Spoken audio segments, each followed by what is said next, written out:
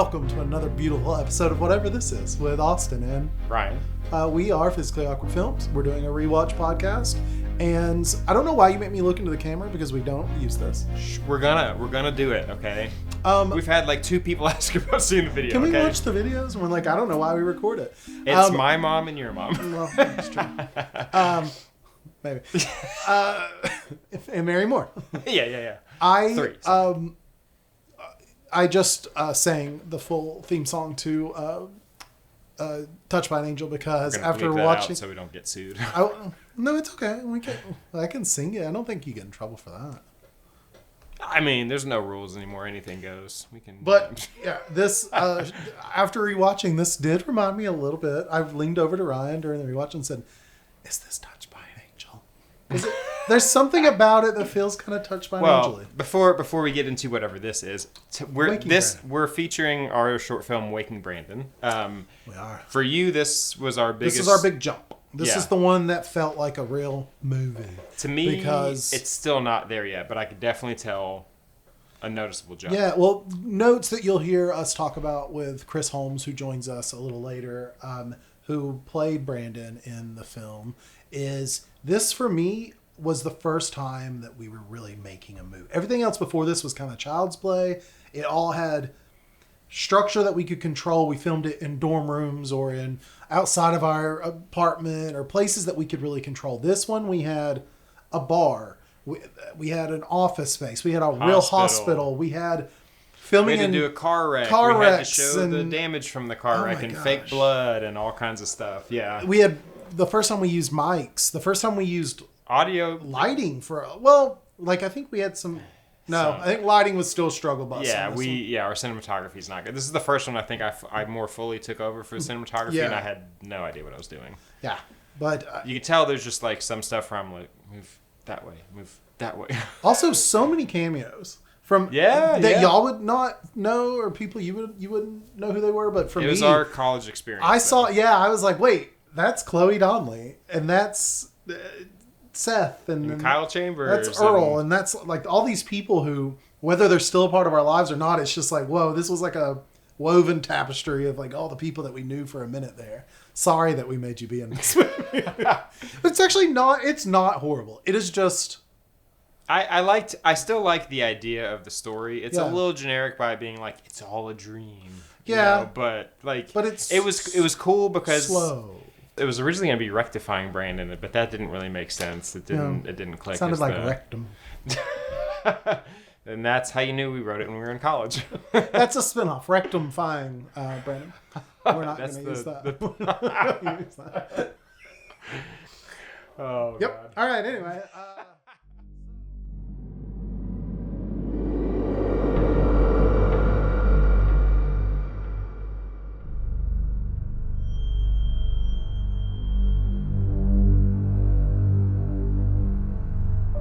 Number one, I would like to say, rest in peace to the beautiful soul who was Kim DeRuiter Reynolds, Kimberly. She made this like all. Yeah, possible. She was incredible. She was one of our first muses. She just kind of like was a easygoing, calming, reaffirming. Could cry on command, which that's hard to do, people. But just a beautiful soul who was gone way too early. We miss you. We love you. Thank you for being incredible. You were in 2 of our films. Yeah, she's in the one after this too. Yeah, and she was an award-winning actress from our films. Yeah, from this one. She got Best Actress at the Broad Street Film Festival. And that was the goal for this one. Is like before I'm done with college, I want to get something into the Broad Street one because that was like UTC, Chat State. Southern Adventist, and I feel like one more school. Brian? That or Lee. Maybe it was Brian. Or maybe it was all of them. Maybe. But it was definitely like, that was kind of like the college film festival. And obviously Southern Adventist had the biggest program. So that was like, every one of them that was in there was like, theirs always looked amazing because they actually had like classes to do all this stuff. Well, they had access to gear and stuff that we did not have. Yeah. And we're still working with a little DSLR camera. I was going to ask, this is shot on the 57, right? Yeah, this is still on the, Okay, because I was going to say there's no way, because some of the low light scenes are like really grainy. And that's why I still think the biggest jump for me was between In the Balance to Burnout, because that's also new camera. Mm-hmm. We actually tried at least to figure out lighting on some of them and had some of the Dracast lights where we tried to do a little bit more professional stuff and kind of knew at least where to put the lights a little better. I guess for me, it came... The reason I choose Waking Brandon and not Burnout is because Burnout was still, like, we filmed in our apartment and, like, walking down sidewalks. And, like, it was all very controllable. This felt like, hey, we've got to, like, stick to a schedule. And because we've got, like, 4 hours before the office opens or... You know, Eric has to go to bed. We filmed in my old boss's basement in the bar scenes. Or, you know, we're in a Walmart parking lot and we've got a finite amount of time before the cops show up. Before you see we're trying to fake wreck cars and stuff. Literally. I do still love, spoiler alert, but go watch, maybe pause and watch it and then come back. But well, we'll do a little promo before about announcing it and everything. But I'm still really impressed with the car scene for later in the movie when you get to actually see the wreck or the aftermath of the wreck. Talk about how you got that together. Yes, I reached out to my uncle who like was wheeling and dealing and selling cars at the time, and I was like, "Can you get me a windshield?" And he was like, "Oh, I have a friend who I think might have one. He has like a junkyard." And I was like, "Great!" So we got a windshield that was normal. Well, remember we were trying to find an actual car that was wrecked, and it was like that was going to be but then we were like, practical. Wait, what if we did this? So I was like, what if we get a windshield, which we did. We wrapped it in a blanket and like hit it with a hammer. And, I forgot about stepped that. on it. Yeah, it was like a moving blanket. I guess in my head I remember it coming broken. I broke it at Rebecca and Angel's. That's funny. Like in the yard. But so we shattered it and then kept it wrapped up. But we smeared blood on the inside of it and laid it on top of a normal funcning. Fake blood, not fake blood. Yeah, it's not a human sacrifice. I broke the window with my body parts. No, we which body part? Oh, I don't like to talk about it. But we laid the glass on top of the windshield and filmed through it, and so it literally, I mean, you cannot tell that it's not a real broken window. And the fake blood on their heads looked pretty convincing for like if you hit the steering wheel or something like that. Did we just get like fake blood at Walmart or something? I think we went to like a literal Halloween Express and was like, here it is. That's funny. I mean, it looked believable great. for like it played. Don't you remember?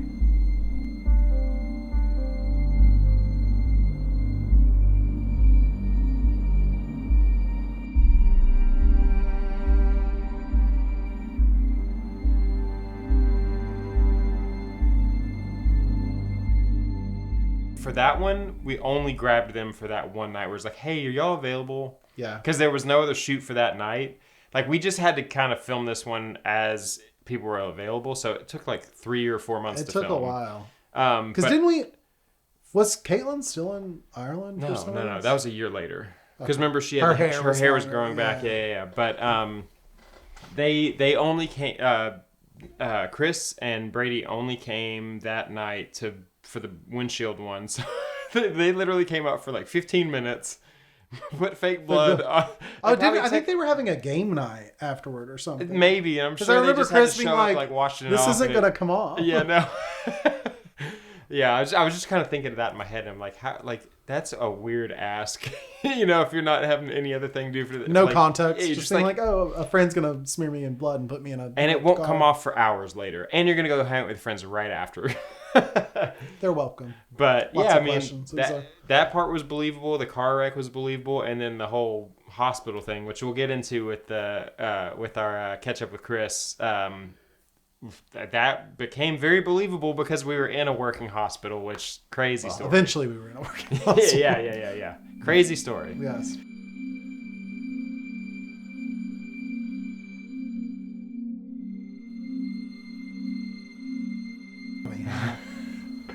There we go. Okay. It's official now. What's up, guys? How are you? I am doing all right. Hanging out on the couch. Just, the life of an artisan.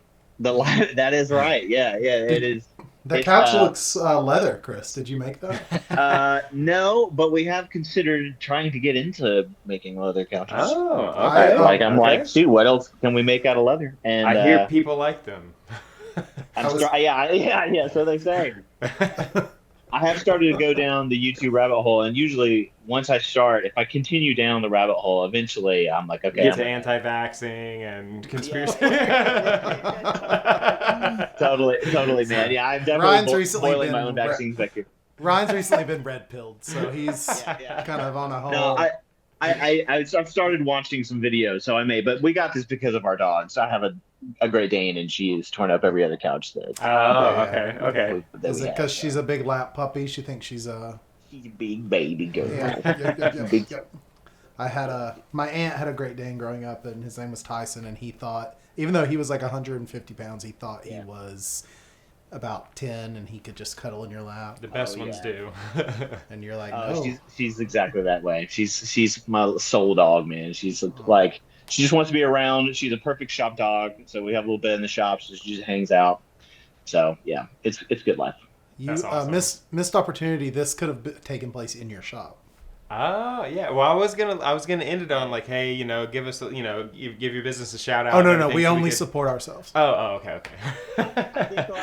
I think I would show you the Instagram, but for you to see the state of the shop. Yeah. I usually It's just like leather scraps. So yeah, I show them the product, not the process. This is the pretty side of our studio, and the rest of it is that's why the camera's facing this way. That's right. Yeah, there's a lot of bodies. It's just, I mean, to think that anything premium comes out of the state of the shop is like. I mean, it's you know what? Beauty is born from chaos. Chris. That's true. Yeah, it is true. Yeah, I agree with that.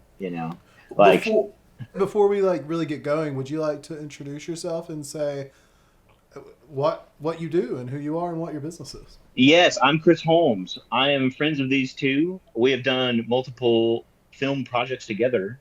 I starred in Waking Brandon, one of their earlier films. I am now a co-owner with my wife for a small leather craft company, and we make leather bags. And that's what we're doing. We grinding away on some leather products. Let me tell you, we recently ran into and kind of rekindled a friendship. We hadn't spoken in a long, long time. And we ran into him and his wife at a festival where they were setting up their booth next to mine. And I look out, I hear Austin, and I'm like, who the hell? In East Nashville, which I know people in East Nashville, but I'm really good with voices, and it didn't and then I looked at you, and you looked so different because the hair was down and the beard, and I was like, who is talking to me? And then I just kind of stared at you, and you were like, I would know that voice anywhere. And then it clicked immediately, and I was like, Chris, what is happening? But to get to it, the leather goods, beautiful, perfect. If you're in need of something, reach out to this guy. We'll put his Insta in the that would be wonderful. in the description so you guys can follow. But beautiful work, beautiful. We beautiful bought pieces. someday of. I bought nothing. I don't support. Ryan's a better person than I am. Yeah. Totally serendipitous that we would just be bumping into each other, just total neighbors that day. Very cool. Absolutely. Well, and what's even more funny is that in the trajectory, because we've been going through our movies one by one, just talking about how horrible they are, and not a joke. And the next in line was Waking Brandon. So man, look at that. How does it look at it? Look at it. It worked out perfect. So that's so cool. So let's back up to, because we'll kind of get into how we came about this, but what was your experience, how we met? Do you remember all that, and how we got into the project, and what was your experience with it? Yeah. Well, and I'm trying to remind me which came first, because we did Waking Brandon, but we also did the 48-hour film project. Yeah, so Waking Brandon was first. Okay, it was first. Okay. So I recall that we were all, or you and I, Ryan, were in a theater class together, an intro to theater, and we were the only two upperclassmen in college. It was just us and then a bunch of freshmen, and a bunch of freshmen that didn't care about any of this. And then Ryan's got his notepad out, and then I'm in this class because I'm I actually want to learn about this. I think it's cool, and so just through that, Ryan was like, hey, actually, me and my roommate and my friend, we're doing film if you want to kind of jump in. And I had been at the time tossing around the idea of acting. So I was like, man, that'd be really fun. Actually, that's like really cool. Yeah, and so that started the project. You guys already had, Waking Brandon was already something you guys had been writing on paper and fleshing out. So I just got to step in and don the cape of Brandon, if you will. Really, really sink into that character, with my deep understanding now from my few weeks of class, my theater class. Total thespian already. Was this your first acting project? No, it was not. My very first acting gig, I was an extra in the movie 42 when they came to Chattanooga. Okay, Yeah, big, huge role, massive role. Our production was just slightly smaller than that one. By a hair. No one's comparing, really. Couple of dollars, couple of $100 million, something, something in between there. That was something my buddy and I did for like a day, and we were supposed to be what's called like a banana. You're just a body to fill a seat. So we have to kind of dress the part. So we just went to the thrift store, got like some cheap clothes to try to dress the part. But when we got there, some British lady plucks us out of the lineup of all the bananas. She's like, "Yeah, you guys look good," and they sent us to hair and makeup and wardrobe. And they're like, "Okay, also you're gonna get paid. Here you go. Here's like your contract or whatever." These guys got something. Yeah. So then we got like more wardrobe. We're like holy shit, we're playing. Yeah, like red carpet, here I come, dude. My name is Lights. And you're like, people say this acting thing's hard. I know. You just gotta try, folks. I went to an American thrift store. I threw on an old shirt and like a bomber hat. Went to a theater class for a week and got offered a short film role. And I'm getting paid. I'm getting my first paycheck. Next week I'm playing cards with Harrison Ford. We're getting beers. Yeah. But anyway, like to end the story, we were only planning on doing this for the day, and we told the lady like at the end of the shoot of that day that like, hey, we can't stay, like because they're like, oh, you got to be here for like the next 2 weeks, and we were like, lady, like we can't do that, and she was like, she said, are you gonna pay like tens of thousands of dollars for reshoots when you're not in all the scenes and you're supposed to be? We're like, no. She's like, all right, well, we'll see you tomorrow. We're like, oh, okay. That is funny. I did not know about that. Wow. We're like, yeah, okay, we'll see you tomorrow. Wait, so are you in the movie? Like, did they cut you out? No, only that day. Like, yeah, we just immediately left. We just never went back. We were like, I'm retired from acting. Like, we had a good run. I got this short film coming up. Yeah. I've got other projects. They're not paying me at all. It's gonna be incredible. Wait, but like, when you watch 42, can you see yourself anywhere, even in the crowd? Honestly, probably not. I bet you if frame by frame, if you pause it, it's possible that we might be in there. I took a picture. I don't even know if I've got the photo anymore, but I mean, we were like 8 feet away from one of these massive, studio cameras that they've got out there. So it was possible we could have been in a shot, but yeah, it was really cool. It was also middle of the summer, and it was like 100 degrees, and we were just sweating our asses off. So yeah, it was another like, I was like 20 years old. Like, yeah, I'm not doing this all 2 weeks, man. But a friend of ours, well, it used to be a friend that we met through a film program in Chattanooga. It was just kind of like a hangout place where you went to meet other filmmakers. I think he went to one.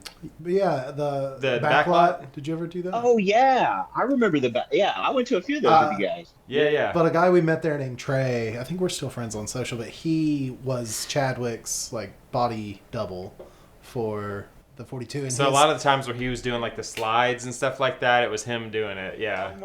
Well, I don't know if he did. I don't know if he did stuff like that as much as they just used him as like a stand-in, and then also like. I thought he did. I thought he said he did some of the slides, or maybe he did this. He was the stand-in for some of it. I don't know. I feel like that would be more of stunts, but he, his situation was very similar. He literally just went to, like, go be an extra, and they were like, "Wait, you kind of have the same stature and build, and let's get you to hair and makeup." Yeah. And they're like, "And you're gonna stay, right? You." Are gonna stay. Yeah, I know, and it's like people are so starstruck. They're like, okay, yeah. Like everyone else is like, yeah, I'll quit my job. That's gotta be so weird for your confidence though, because that's like, oh maybe I do. Maybe I could. I could see this working, and then like you don't get work for like 6 months or a year, and you're like, what the hell? Yeah. My buddy Will and I knew right then. We were like, oh, this is just a good story. Like this won't go any farther than this for either of us. We're like this would be a freaking hilarious story, and it remains. Yeah. So.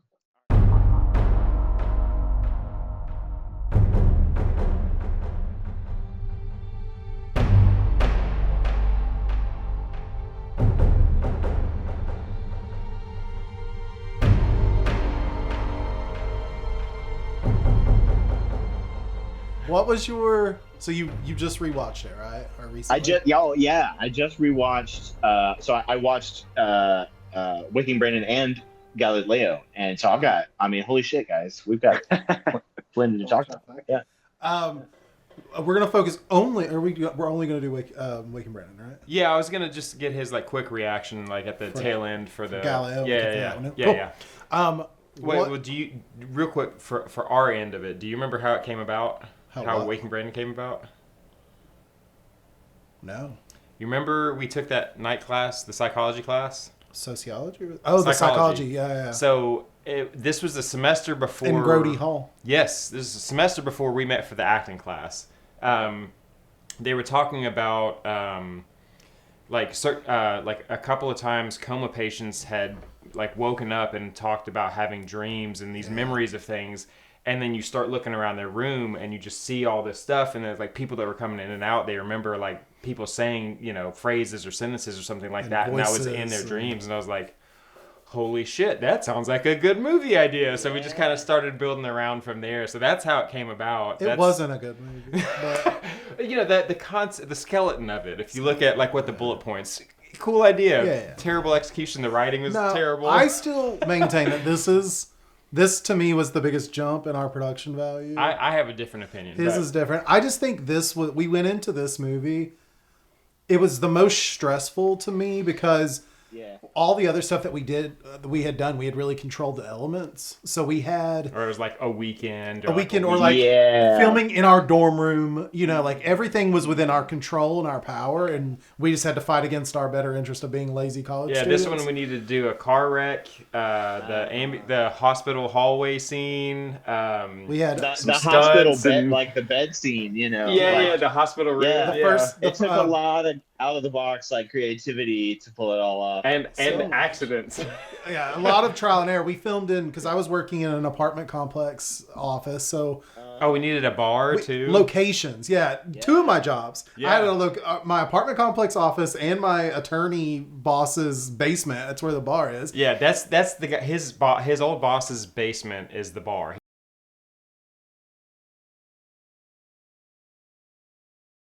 Bar's name was Murph's or Murphy's, but it was he had people hand dig out his basement because there was like a crawl space, and then got it deep enough, made a bar. Why not? I mean, if you got I mean, he's not making leather goods, but basement bars are cool though. Speakeasy. A speakeasy. Yeah, so cool. He also had like a whatever they're called, a humidor and like a wine cellar. Oh yeah. It was legit in there. It felt like when we were walking in, he was telling me, he's like, it's gonna look like a bar. I was like, yeah, sure, okay. It's gonna be like just like a little bar back type looking thing, and then whatever, you'll have a little liquor. And I was like, oh my god, this is like an actual restaurant. Like yeah. But no, I just remember being so stressed because this was the first time we used mics in a movie. Everything else had been in camera audio. So this was the first time we had. Do you remember that? Lights. Like we had to wire y'all up and everything. Yeah, I remember that. So, thinking about it now, I'm like, God, he remembers that was so fondly. Stupid. I gave y'all the Tascams and just had y'all hit record. We didn't slate or anything. There's no way to know we synced the audio. No lining up. I bet that took freaking forever to get it lined up. Gosh, hilarious! A set of 42 would never have made a mistake like that. We'd have been fired in the first hour of being on set. Do you have a slate? No. I like it. I think that it's a testament to real creativity of it didn't have to be perfect and you don't have to know everything. You try. and enjoy failing forward. Enjoy the screw ups, because now you get to have moments like this where you can look back and be like, "Wow, I really have improved." And it's all because you just got in there and got your hands dirty, you know? Yeah. Oh yeah, I was telling him after watching it, I was like, "Can you believe we kept making movies after this?" Yeah, I think you're being your own worst critic right now. Oh yeah, well that's kind of our whole. Hey, listen, shtick. I was shining on camera. I don't know what y'all are talking about, man. I was glowing up there. I was acting my heart out. You did a great job. Dude, it felt very natural, and then especially like when you turned around after we cut to the hospital scene and then cut back and you say, "I remember," I was like, "Damn, like that actually that felt real." Well, I'm glad. I was like white fisting it the entire time, like watching. Me and Melina watched it, like an hour or two ago, and I was like, "Whew!" I'm just gonna really try to keep it together. It's not. It's weird. It's a strange thing watching yourself. Yeah. Yeah. Especially like how long ago was this? This was 11 years ago. Oh my gosh, you haven't aged today, Chris. Wow. Well, thank you. Thank you. Honestly, you guys look younger. Thank You look like There's no way. I have mature, less but hair. younger. Yeah, it's the Botox. It's the Botox. Yeah. We're on the tox. Yeah, I'll get you my guy. He's taking care of it. takes great care. Yeah. But I remember, like I said, just being so stressed on this set at all times. I remember We had to like recast. Well, you're just really good at being like, oh, we'll figure it out, which is weird because that's usually my role in life. But when it comes to film set, I'm like, How are we gonna do this? how are we gonna do this? Because I'm like, people are like, we have to be professionals. And looking back at it now, we were literally like we're not even students. Well, we were students, but not film students. Yeah, we were didn't just take doing film this for fun. classes. I won't name who this was, but there was one person, and I'll see if you can remember afterwards. But when they were working with us, just did not take it seriously. And then like our goal for this one was not like aiming high to get it and like try to submit to festivals or anything. Yeah. We were just wanting to get to the Broad Street Film Festival because that was like the student one in Chattanooga. R.I.P. to the Broad Street. And Film we got into it though, and we won a couple awards for it, but it wasn't until this person saw it, and then they emailed us later. On set, they were very dismissive and very like kind of An asshole. shut down and kind of like an asshole and would be like, just tell me when I'm ready. Or tell me when I'm ready. Could have been a woman. It wasn't. And then he emailed us after seeing it. They emailed us after seeing it, and it was like, I am so sorry. Like, I did not realize. I didn't take you seriously. Yeah. I thought We're this like- was going to be a horrible movie, which it wasn't great. But for us at the time, it was pretty good. It was good. Yeah. Like some of the memories, like some of the things I remember doing that I thought were really cool. I thought like the lengths that we went for the car ride. The car ride was really freaking cool, man. What do you Talking remember? about that when we just rewatched. What do you remember about that? Oh yeah, it was so cool. Like it took a lot of like thought. And like it's funny looking at it now. I explained it to I was watching Melina as we were watching it during that scene, and it was cool. She's just tracking along with the movie. She's in the story, and she's not like thinking about what it took to make all that happen. So I was like, hey, that's it. That like it clicks. That's the storytelling, is like she's invested in what's happening and she's not thinking about the pieces, the theater that it is. And I told her after, I was like, this is how we made that scene. I was like, I don't remember which one of you it was that was on the hood of the car.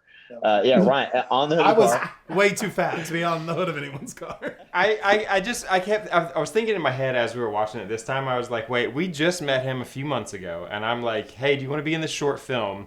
Do you want to drive my car with me on the hood with my camera in a parking lot? In a Walmart parking lot at like 1 a.m.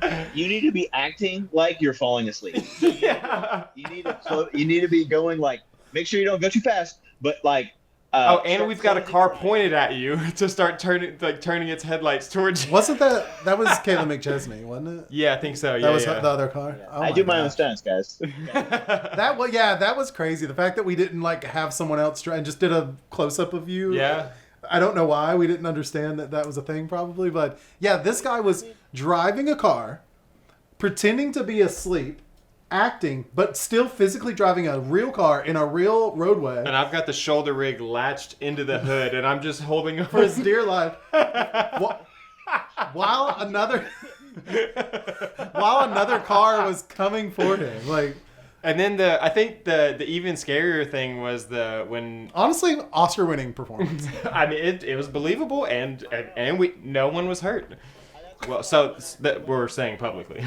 Like I was watching and I wake up and I'm like, ugh. Like I barely. I'm like, I'm not gonna jerk right now. I can't actually do that.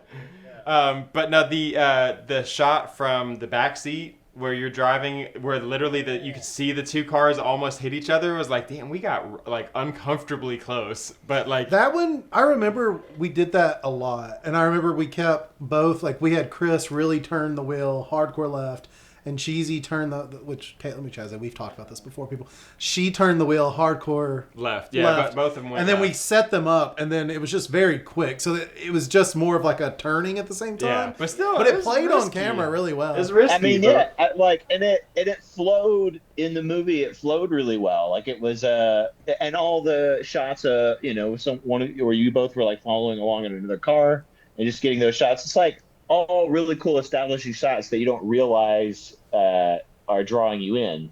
Yeah. Yeah. Until you've done the project and you're like, oh man, look at how much this pulls you into the scene. This is really cool. Now let's talk about the hospital. Oh yeah. We filmed in the rain too before that. But we filmed in the rain, and then there were scenes there's scenes which you can tell now, but I fought Ron so hard on it. Oh, man, where we needed some insert shots, and we kept checking the weather. The weather's like, it's gonna rain today. It's gonna rain, like 90% chance, 95% chance. When like, we're good. When you first run into Seth's character, and he's like, Brandon, and remember you're in the rain and you're like waiting for like. This is the second time. Second time. Yeah. But it's fully raining. Like there's rain everywhere, and he's in a rain jacket, and you've kind of got your hood up. But then we cut to Caitlin, who's just sitting there like staring at you like a creep. There was no rain in that shot. Because we checked, and this is the only day she was available because she was an RA, had a job, and was a student, and like all this stuff. She's like, okay, I can make it. We're looking at the weather at 95% chance. All right, let's go. Let's film. We get there, nothing. Dry. So Ryan and I was like, you can do it. He's like, I can't do it. Well, you had me walk in the background with an umbrella too to help try to sell it. Yeah. So I recorded it. We filmed that with her later, and then Ryan went in and post and wet the street. I got a shot on a different day where I literally took the same camera angle and I took a strip of the street, put it where it was supposed to be. Yeah. It's cool. And then we noticed in her eye line we wanted her staring at the camera, but when we looked back at it, she was staring just off the camera. I was like, that's not going to work. So I literally had to take her eyes and just move them over. It was like 200 frames or something like that, where I was like, easy. Oh my God, each eye 200 times, and then the fake rain, and then the strip of it and all that. Is first time having to actually figure out how to do all that. That's crazy. But yes, let's get to the hospital. So the hospital. A little backstory. I'm from a little area called Marion County, Tennessee, and in Marion County there's a hospital. We won't name this hospital. There's a hospital, and it was a working hospital. It won't be hard to find now. It was a working hospital for a long time, and it shut down, but it was still open and fully functional. Working hospital. Because we needed a hospital to film, and so I reached out to the individuals that were managing it. They said it was a working hospital to you guys? They said we were crystal clear about needing that. Because it was very dilapidated. Yeah. Like the building was run down, but they were like, there in the upstairs, there are rooms that look like the doctors just walked out. And we were like, dope. And we didn't scout. Like I had gone there for haunted houses and stuff. Abducted, dude. We paid $400. College students paid $400 to rent this location, which is that a ton of money? No, but for college students, that was our life. We drive 45 minutes? Yeah, we drive 45 minutes. We bring the whole crew, all of our stuff. We had sandwich platter. We had a sandwich platter. Look at it. We brought this. Let us eat it.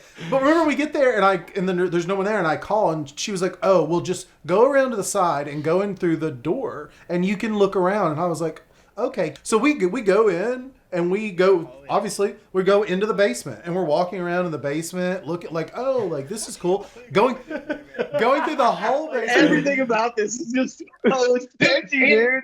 They had all the windows blacked out. It was terrifying. And we're just walking through like, oh, we're making a movie. It looked like we're like walking into like a Walking Dead set or Last of Us or something like that. We go through the entire basement and then we go upstairs where the supposed rooms are that we can use, and we're walking through, and then we're like, we're not a hospital bed to be found. No hospital bed, no equipment, which they said was there. All the equipment that was there looked like it was straight out of the 50s. It looked like we were filming like an episode of Last of Us or something. Yeah.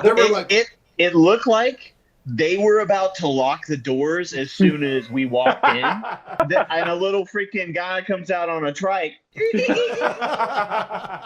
and he's like, "Let's fucking do this!" Like that's what it looked like. It was sketchy as hell. And like, did a person ever show up? Didn't someone show up? Yeah, the manager lady showed up, but or man, we don't know. We can either confirm. Oh yeah, we have no idea who was there or what this place was. We don't know where it was or who it was. But this is all alleged. It did happen, allegedly. But we go through the all upstairs, and there's literal like trees growing into windows and like plants growing everywhere. Vines just growing in the. So I called the lady and I was like, "Hey, when are you going to be here? We need help finding where we're going to film." And she was like, "Oh, are you in the main room?" And I was like, "Where?" And she's like, blah, blah, blah. And she described exactly where we were. And she was like, "Yeah, that should work perfectly." And I was like, we're like, no. Maybe we'll... And she's like, well, we'll talk about it when I get there. And I said, great. So then she gets there. And the piece de resistance, the thing that makes me most angry is that we get there and she said, y'all didn't go down into the basement, right? Like, of course we did. You told us to explore the whole thing. You told us to go through and look at that. And she was like, I hope you didn't go into the basement. And I was like, what do you mean? What do you mean? And she said, oh, it's full of asbestos. So when we get cancer years later, we can, when we get our mesothelioma. Chris, this is us letting you know that when you get diagnosed with mesothelioma. Oh my God, dude. And they charge $400 for this? And they wouldn't give us a refund. Yeah. Refused. Man, that's a scam, bro. Yeah. So that's when, I was panicking at that point. And I was like, we'll figure it out, like whatever. But I was so like Kimberly DeRuiter Reynolds. Rest in peace. We love her. MVP. She was incredible. She refused to go into the hospital. She sat outside with a sandwich. She sat outside in the grass. She was like, I'll come inside when everything's ready. I need to be, because it was a very emotional scene for her. She said, I'll just sit out here and also I don't really mess with the paranormal. So I'm just going to sit out here and like be in the sun and be in my moment, and I'm going to prepare. And so we came outside. We were all panicked after we had talked to this lady, and we go up to Kim to tell her, and she was like, it's okay. We'll find somewhere. And I was like, where? And she was like, yes. She was like, Austin, you're from here, right? And I was like, yeah. And she was like, there's a hospital, right? And I was like, yeah. And she was like, we'll go there. And I was like, but it's a working, functional hospital. We can't just go to a hospital. She was like, yeah, we can. And I was like, you know what? We can. Yeah, we totally can. So we go to, at the time, I think it wasn't at the time. Oh, actually. Yeah. We go to a hospital. And somehow Kim just walks up to a lady at the desk and was like, can we film in your upstairs? And she was like, don't show any patients, don't show any files, don't show any names. And I don't remember logos, I don't think there was anybody in that wing. It was like an empty wing that they weren't using. But the fact that a working hospital was just like, sure, come on in. Which made sense for like it's such a rural hospital. It's not like they're going to be slammed usually, especially if you're in a wing that, is more specialized anyways. There was a couple of like nurses walking around, but like it was super quiet. I mean, we kind of had the floor to ourselves. It was like we literally had a working like actual set. I just think of the legality of it though. Of like, what are the I think this woman was just like, yeah, whatever. Yeah, they were like, sure, who cares?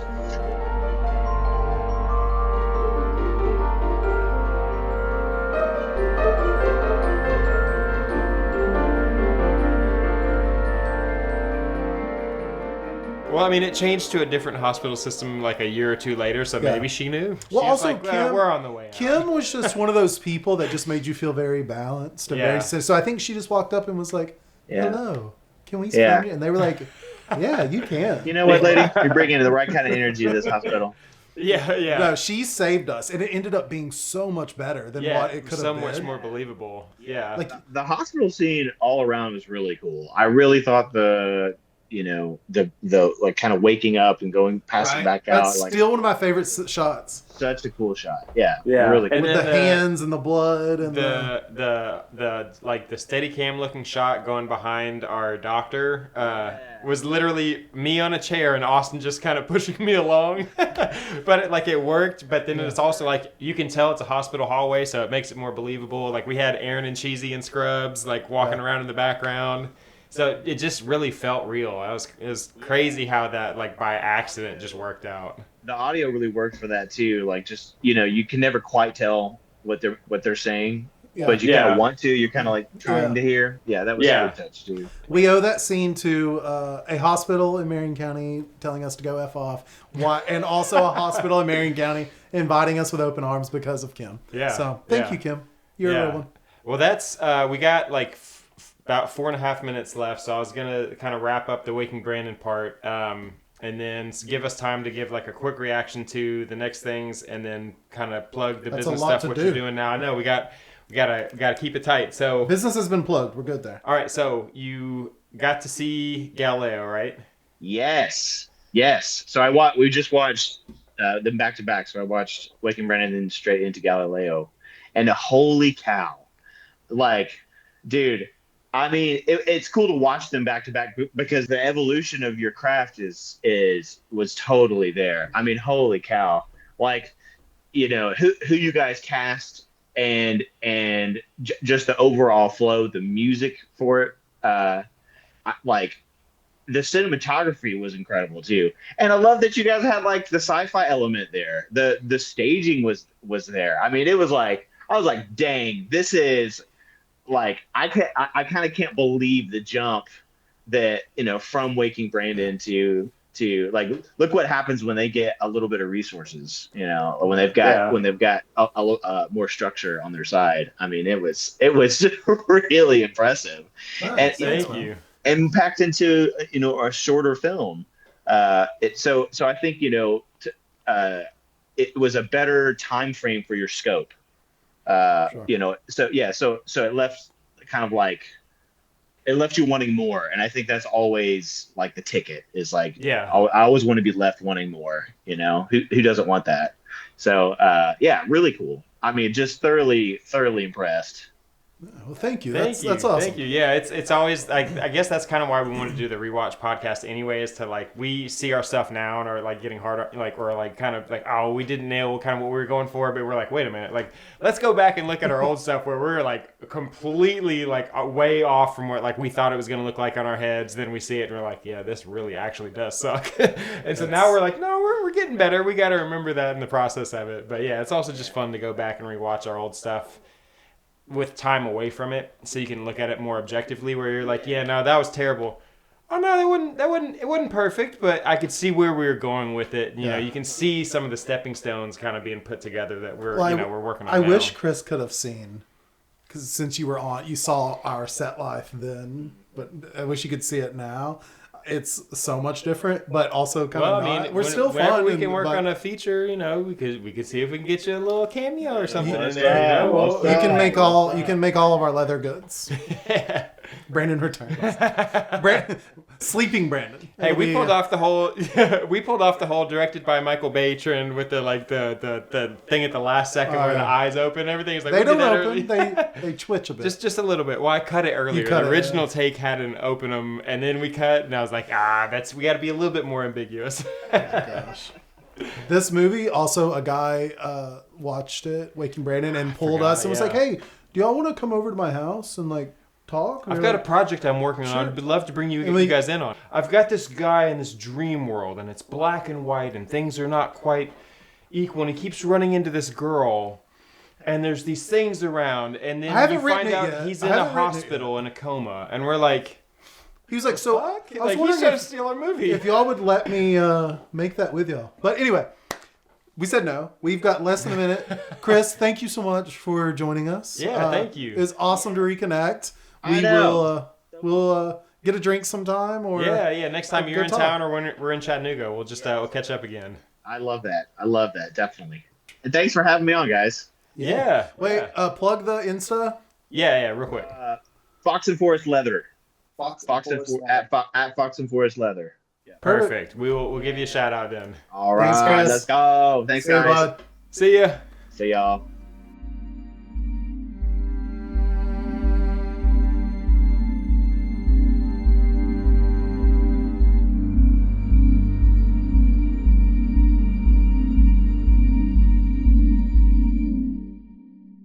Oh, well, okay, so there's a couple things. We reshot a couple things in the intro because originally we did not have Seth and Brady outside. It starts with Chris waking up, remember? Oh. Yeah, and because we were trying to figure that out afterwards where we show Seth early Chad. on, but we don't really see him. That one was originally there, but it was edited way differently. I asked our teacher to be the homeless person, and this is fresh after reading Save the Cat, where I was trying to be like, oh, we got to make him likable, and it's like, Zack well, Snyder. Blake Snyder? Yeah. Somebody not Snyder. the Justice League. Zack Snyder saved the cat. But so I was like, we got to make him likable, even though it's like he's picking up his drunk friend at 3 a.m. So I was like, he's a decent friend. Like that, I think already establishes it. But I was gonna ask my. Then he kills him. I asked my professor to be the homeless guy, and he's like, oh, I don't act in movies. And I was like, dang. So we were like, okay, well, what can we do? And then we were like, well, Chad, like I think this was the first time we worked with him on something. Yeah. And he just ad-libbed all these jokes. Some of them were funny, and some were just like, oh, okay, that was a little... But they just, I'll give it to them. They kept coming. Oh, yeah. And so we've got our bloopers, and but that whole scene played out originally as is. And in this one, we cross-cut, remember? Yes, yeah. So that one was there, and we recast Brady's character, Jake. Because remember, it was Earl to begin with. Yeah, I was wondering why only Earl's in the car. Yeah, because he was there for the night we did the car crash, and so he's wearing the same type of shirt we had Brady in. Because I think we saw Earl in that shirt, and then which was my shirt. I don't remember how that all happened.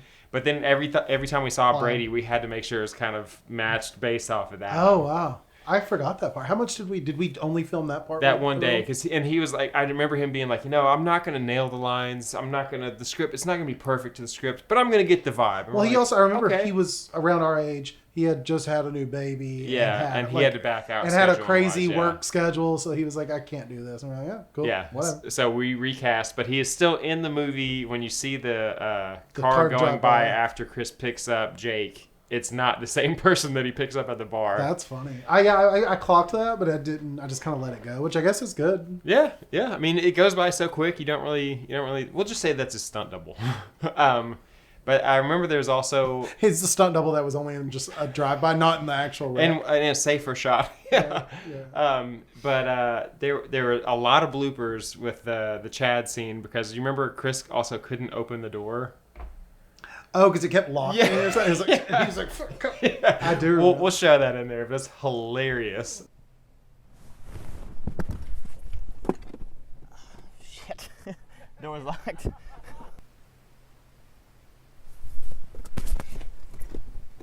What the hell, man? Damn it!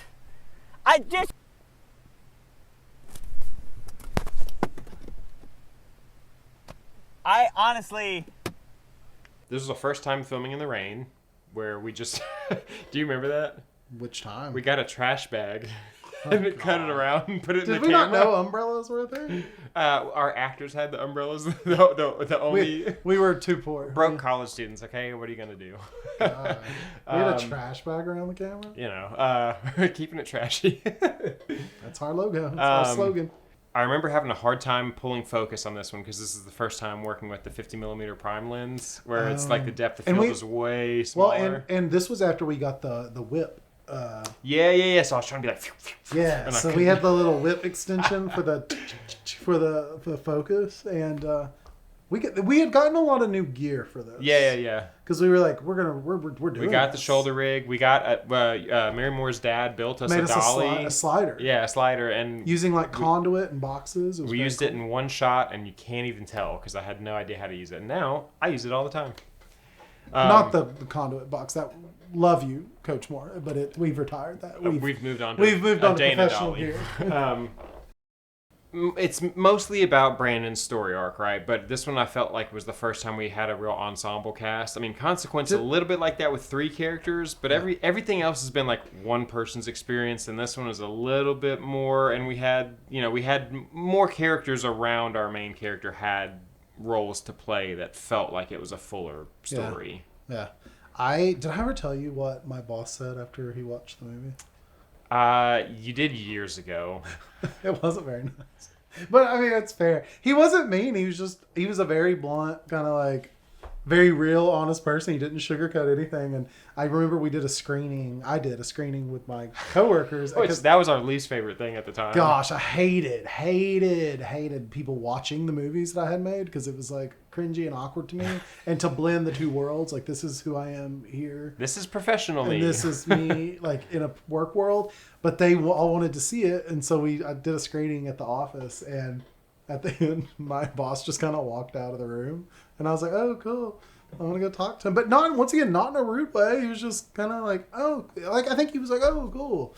And then I went and I was like, "So, what did you think about it?" And what did he say? He said like, in my brain, it's like, "Let me know when you make a good movie," but that's not what he said. He said something like, "Oh, I wish it was better." No, he said something like, "I have notes" or something along those lines. Yeah, I don't know, but it was at both times like understandable, especially like from where we are now to where we were then, but also like, but didn't you take it kind as of like soul crushing? Yeah, I was like, yeah. "Oh, okay, Thanks, thank you so much." Because you're already thinking like, "Oh, I'm horrible. I suck, and then for someone to be like, "Yeah." It was a little tough, but oh, that's funny. I made it through. But no, I mean, I feel like this one. I had a thought between a second ago, and I forgot it. This one definitely. I think we were more anxious on this one because you could, and I was thinking about it because we had the bloopers. This is the first time we did the bloopers and everything.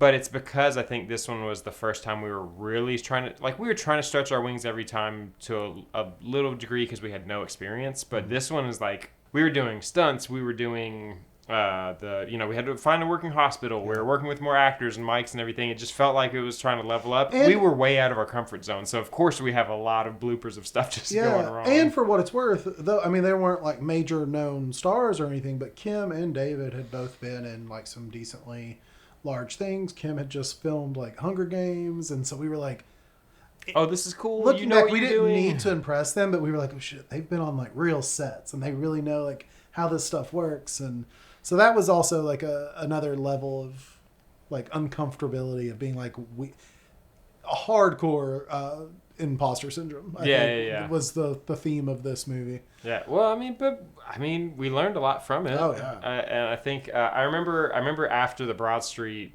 screening, that just tells you the story probably wasn't. Did we go to it? Yeah, or at least I did. I don't. You may have had class or something, or we were working or something came up where you couldn't go. I thought you did go though. I don't remember because like. I don't remember getting an award or anything. They didn't do that until after, or maybe it was multiple days. I probably avoided it because I was like, no, thank you. Maybe, but I do remember somebody afterwards being like, the music was really cool, and I will give it that. I was proud of the score. I think that one was definitely like. Was that all Chris, or did you work on that? Yeah, I didn't work on that one. Good job, Chris. But that definitely was like a big level up. Chris, his brother, not Chris. Yeah, two different Chris's. But I definitely think that helped level up the quality of it and everything. That helped, to where our production value on our side was lacking. The score, I think, helped make up for it. And I still think it's a cool concept that I'm overall still proud of it. But I could tell we had a lot of room to grow. I have notes. Yeah. I could probably at least take 5 minutes out of that. I was gonna say I kept seeing stuff and I was like, why is this so long? Why is that so long? Why this? We didn't need this entire scene. Yeah.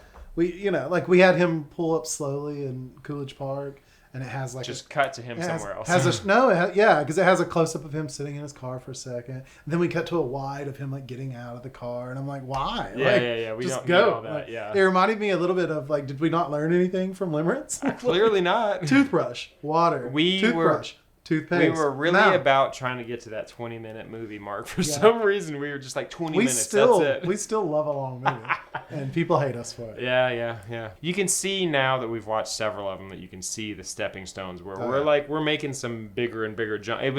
I would be more worried if we just never improved. Yeah. Well, you can tell. I think I give Waking Brandon the biggest jump for me because I think seeing them and tracking the movie, not from watching them necessarily, but from knowing who I was and where I was at the time, I've been able to like track my confidence level, both in real life as I like grew up and unpack some stuff, but also in filmmaking. I think by the time I got to Waking Brandon, I for the first time was like, wait a minute, like I think we can actually do this. Like are we filmmakers? Even though we had already made several movies, and so, I still ask myself that today. So. Do you even want to be in this industry? I don't know. Oh my god! But that yeah, sounded real and sad. you know. I don't know. But yeah, I think that's it for this episode. So thanks for listening. And next up is what is next up? Oh God, no! Everyone's favorite. Is it Walking Away?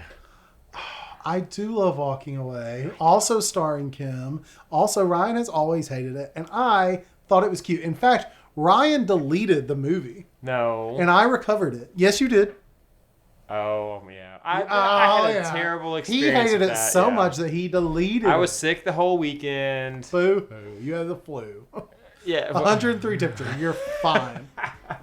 But yeah, so that one is that's next up. So I haven't seen that one. I don't think since we made it. So what's next, Ryan? Walking Away, much like I tried to do from that project. You really did, digitally at least.